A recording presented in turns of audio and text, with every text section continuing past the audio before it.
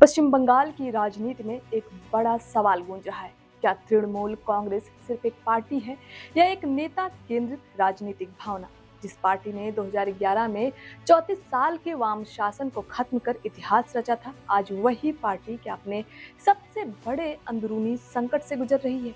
2026 के चुनाव के बाद बदलते राजनीतिक समीकरणों ने टीएमसी की नींव को हिला दिया है और इस बहस के बीच 1997 की एक पुरानी टिप्पणी फिर से चर्चा में आ गई है, जो आज टीएमसी को समझने की राजनीतिक चाबी बन गई है। नमस्कार, आप देख रहे हैं आर्यन टीवी नेशनल। मैं हूं आपके साथ प्रज्ञा पांडे। दरअसल टीएमसी की राजनीति को समझने के लिए सिर्फ चुनावी नतीजे काफी नहीं है। इसके पीछे एक लंबा राजनीतिक इतिहास, मजबूत भावनात्मक जुड़ाव और ममता बनर्जी की नेतृत्व शैली है।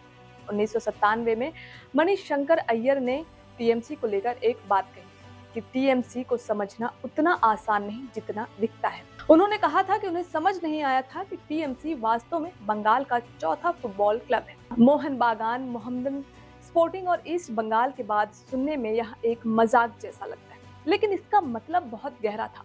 इसका संकेत यह था कि टीएमसी एक पारंपरिक राजनीतिक पार्टी नहीं, बल्कि एक भावनात्मक आंदोलन जैसी संरचना है, जहां लोग विचारधारा से ज्यादा एक नेता, एक भावना और एक पहचान से जुड़ते हैं। यही बात टीएमसी की सबसे बड़ी ताकत बनी। पार्टी किसी मजबूत वैचारिक ढांचे या पुराने संगठनात्मक मॉडल से नहीं, बल्कि ममता बनर्जी के व्यक्तित्व, उनके संघर्ष और जनता के साथ उनके भावनात्मक जुड़ाव से खड़ी हुई। टीएमसी के समर्थक सिर्फ एक पार्टी के वोटर नहीं, बल्कि एक माहौल, एक पहचान और एक राजनीतिक भावना के हिस्सा बन गए। इसी कारण टीएमसी ने वामपंथी शासन को चुनौती दी और 2011 में 34 साल पुराना लेफ्ट शासन खत्म कर दिया। उसके बाद टीएमसी ने बंगाल की राजनीति पर मजबूत पकड़ बना ली। 3 लगातार कार्यकाल तक सत्ता में रहना इस बात का संकेत था कि पार्टी सिर्फ एक विकल्प नहीं, बल्कि राज्य की मुख्य राजनीतिक ताकत बन चुकी है। लेकिन अब तस्वीर बदल गई है। 2026 के चुनाव के बाद हालात तेजी से बदलते दिखे। बीजेपी ने बड़ी जीत दर्ज की और टीएमसी को करारी हार का सामना करना पड़ा।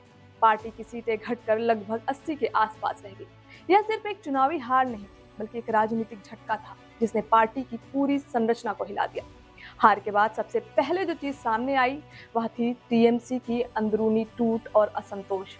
कई विधायक और सांसद अलग अलग गुटों में बंटते नजर आए। रिपोर्ट्स में यह भी कहा गया कि बड़ी संख्या में विधायक एक नए बागी समूह के साथ जुड़ रहे। पार्टी की बैठकों में नेताओं की कम मौजूदगी और संगठनात्मक गतिविधियों में गिरावट ने यह साफ कर दी कि अंदरूनी भरोसे की दीवार कमजोर हो चुकी है। टीएमसी के लिए सबसे बड़ी चुनौती यह बन गई कि अब पार्टी पर किसका वास्तविक नियंत्रण है। जब कोई पार्टी लंबे समय तक सत्ता में रहती है तो उसका संगठन, प्रशासन, पुलिस व्यवस्था, स्थानीय नेटवर्क और संसाधनों पर आधारित हो जाता है।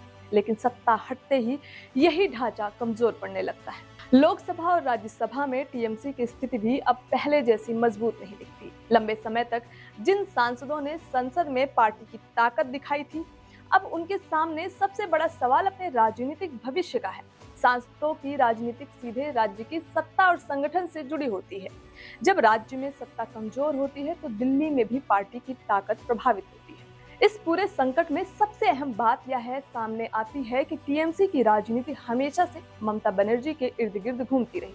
उन्होंने खुद अपने जीवन में बहुत संघर्ष देखा है। वामपंथी शासन के खिलाफ लड़ाई में उन्हें कई बार अपमान, विरोध और अकेलेपन का सामना भी करना पड़ा, लेकिन उसी संघर्ष ने उन्हें मजबूत बनाया और एक बड़े राजनीतिक आंदोलन का चेहरा बना दिया। लेकिन पार्टी के कई नेता उस संघर्ष को नहीं जी पाए। वे सत्ता के साथ जुड़े रहे, ना कि संघर्ष के साथ। इसका परिणाम यह हुआ कि टीएमसी के भीतर एक ऐसा वर्ग तैयार हुआ जो सत्ता में रहकर मजबूत था, लेकिन सत्ता जाने के बाद कमजोर पड़ गया।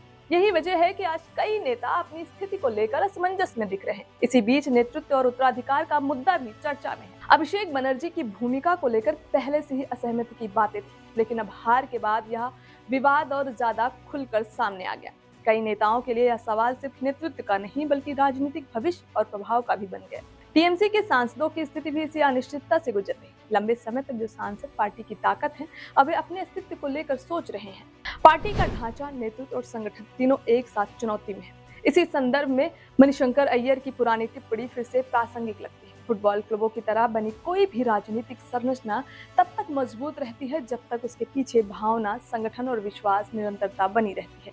लेकिन अगर वे सिर्फ लोकप्रियता, व्यक्तिगत नेतृत्व और सत्ता पर निर्भर हो जाए तो हार के बाद वे तेजी से बिखरने लगती है। सबसे बड़ा सवाल अब यह है कि क्या टीएमसी एक मजबूत राजनीतिक संगठन है या फिर यह केवल एक नेता के इर्द गिर्द बनी भावनात्मक संरचना। अभिषेक बनर्जी की भूमिका को लेकर जो सवाल उठ रहे हैं और जो बहस है वो तेज हुई है। कई नेताओं के लिए सिर्फ पद का नहीं बल्कि राजनीतिक भविष्य का सवाल है। दूसरी ओर विपक्षी दल स्थिति पर नजर बनाए हुए हैं। कोई भी पार्टी अभी जल्दबाजी में बड़ा कदम नहीं उठाना चाहती क्योंकि बंगाल की राजनीति अभी पूरी तरह स्थिर नहीं हुई। टीएमसी का यह संकट सिर्फ एक चुनावी हार नहीं बल्कि संगठन, नेतृत्व और विचारधारा तीनों स्तरों पर चुनौती का संकेत है। मणिशंकर अय्यर की पुरानी टिप्पणी आज फिर प्रासंगिक लगती है कि जब कोई राजनीतिक ढांचा केवल भावना और नेतृत्व पर टिकता है तो सत्ता जाने के बाद उसकी असली परीक्षा शुरू होती है। अब बंगाल की राजनीति में सबसे बड़ा सवाल यही है, क्या टीएमसी इस संकट से निकलकर फिर मजबूत वापसी करेगी या यह दौर उसके राजनीतिक भविष्य का सबसे निर्णायक मोड़ साबित होगा। आपको क्या लगता है? हमें अपनी राय कमेंट में जरूर बताएं। फिलहाल के लिए इतना ही। खबरों के अपडेट्स के लिए जुड़े रहें RN टीवी नेशनल के साथ।